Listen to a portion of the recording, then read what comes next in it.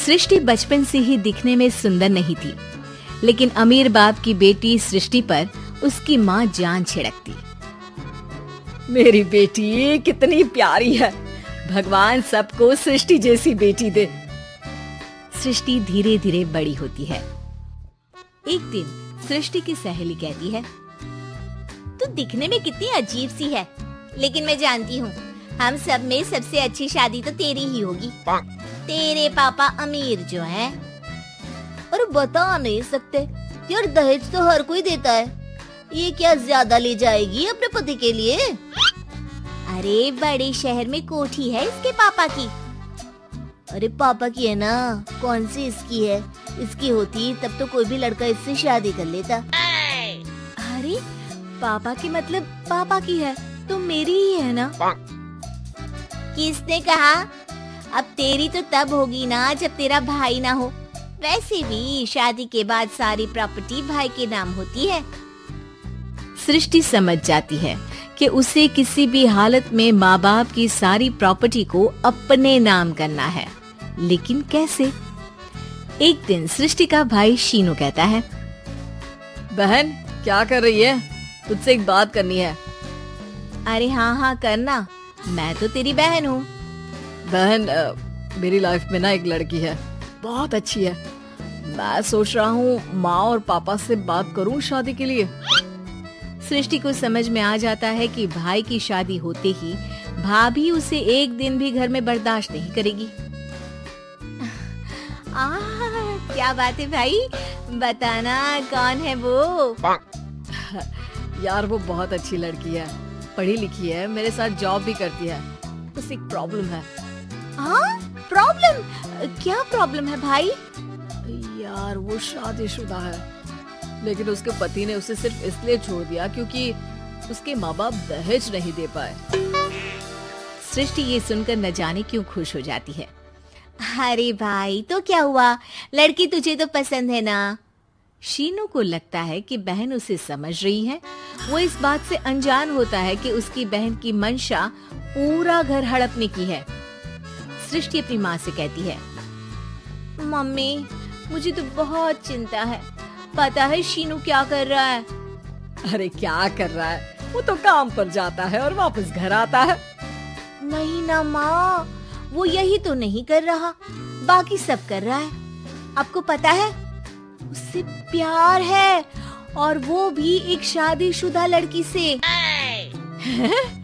ये क्या हो गया, मैं सोसाइटी में क्या मुंह दिखाऊंगी? अरे तेरे पापा तो यही कहेंगे कि मैंने ही उसे बिगाड़ दिया है। माँ देखो, मेरी बात मानो, पापा पर भी विश्वास करने की जरूरत नहीं है। अब आप ही बताओ, पापा इतनी देर घर के बाहर रहते हैं क्यों? बोलो। अरे बेटा वो तो नौकरी करते हैं ना।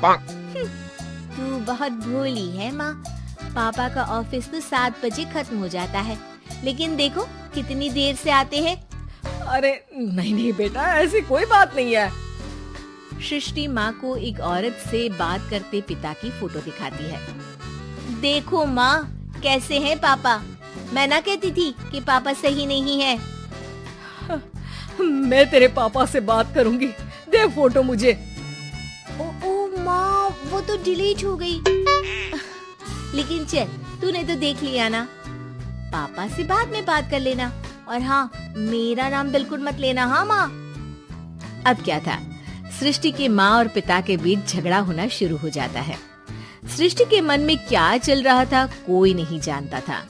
एक दिन, माँ सृष्टि के लिए एक लड़का देखा है, वो लोग शाम को उसे देखने आने वाले हैं। और हाँ माँ, एक खुशखबरी, मैं और पापा मिलकर एक नया बिजनेस ट्राई कर रहे हैं। शाम को लड़का आता है, सांवले रंग का।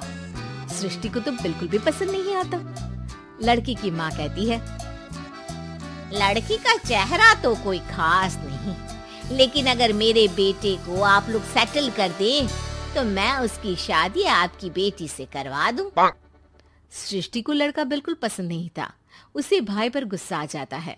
लड़के वालों के जाने के बाद कहती है, माँ देखा शीनू मेरे लिए कैसा लड़का लेकर आया, न दिखाने लायक न सुनने लायक, सेटल भी नहीं, वो भी हम करे।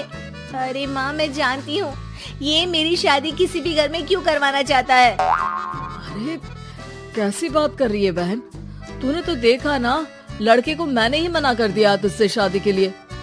जिसने लड़का बताया था उसने उसकी बहुत तारीफ की थी।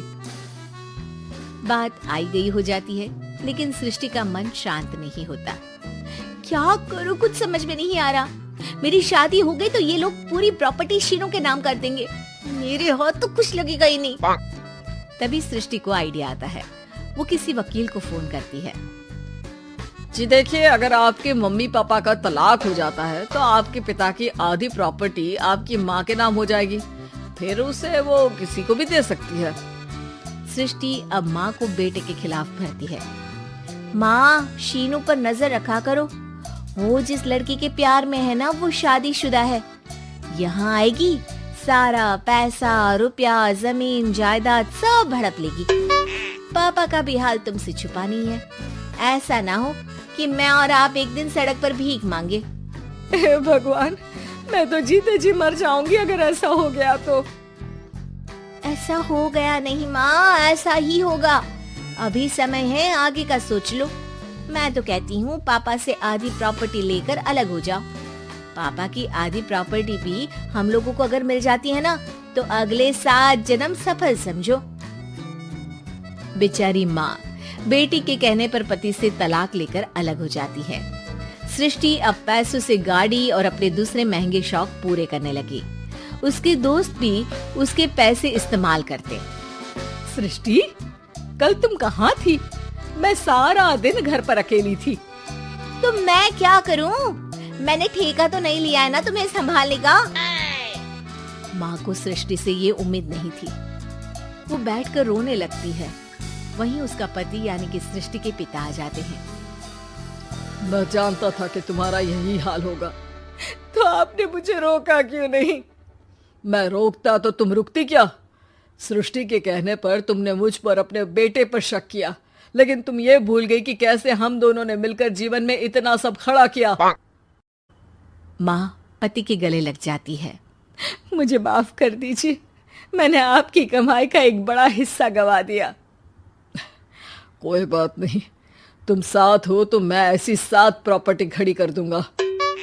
तभी वहाँ सृष्टि आ जाती है रोते हुए। माँ, मयंक ने मुझे छोड़ दिया। वो बोल रहा था जब तक मेरे पास पैसे थे तब तक ही वो मेरे साथ था। पापा, माँ, मुझे माफ कर दीजिए।